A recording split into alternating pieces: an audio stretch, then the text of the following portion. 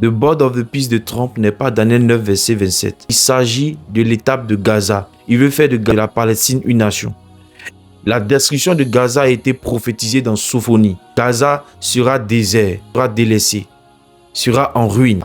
Et c'est ce que nous avons vu lorsque ils ont assiégé Gaza. Donc ce que vous êtes en train de voir actuellement, où Trump est en train de rassembler les nations, ce n'est pas l'accord d'Abraham dont parle Daniel chapitre 9, verset 27. Non. L'accord dont parle Daniel 9, 27, c'est entre l'Arabie Saoudite et Israël qui marquera la fin.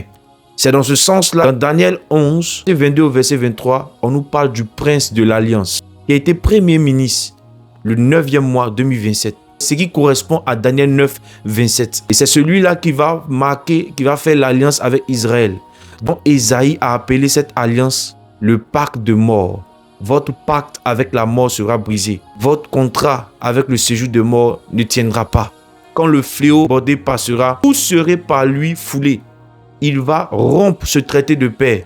Donc à la moitié de cette alliance avec Israël, c'est là qu'il va faire cesser le sacrifice perpétuel où le temple à Jérusalem sera construit. Le deal, il aura la reconnaissance de la Palestine. Vous allez le voir comme une nation. Et vous allez entendre parler du temple physique à Jérusalem qui va être bientôt rebâti, où Trump va jouer une part, converge vers lui. L'Esprit de Dieu vous interpelle. Si vous entendez ces choses, sachez que le Messie à la porte. Pensez-vous qu'il y a encore assez de temps, frères et sœurs? Non. Ne soyez pas distraits. Venez à Jésus pendant qu'il est encore temps. Cherchez le Seigneur pendant qu'il se laisse trouver. Abandonnez le péché, la compromission. Laissez les abominations, la perversité. Ne faites pas semblant de dire que vous êtes chrétien. Ne jouez pas un rôle dans l'église. Ça, les temps sont comptés. Il faut que vous vous réveillez.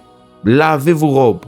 Humiliez-vous devant le Seigneur. Déchirez votre cœur et non vos vêtements. Jésus vous aime tellement. Il a choisi ce moment afin que vous soyez sauvés. Si vous mourrez sans Jésus, c'est l'enfer éternel. N'oubliez pas, sans Jésus-Christ, après la mort, il n'y a plus de salut. Il n'y a plus de repos éternel. C'est le feu de l'enfer. Pendant que vous avez le souffle de vie, vous devez vous réconcilier avec le Maître. Croyez en son sacrifice. Croyez que Jésus-Christ est mort à votre place et qu'il est ressuscité pour donner sa vie, pour nous donner sa vie. Préparez le chemin du Seigneur. Le Messie est à la porte.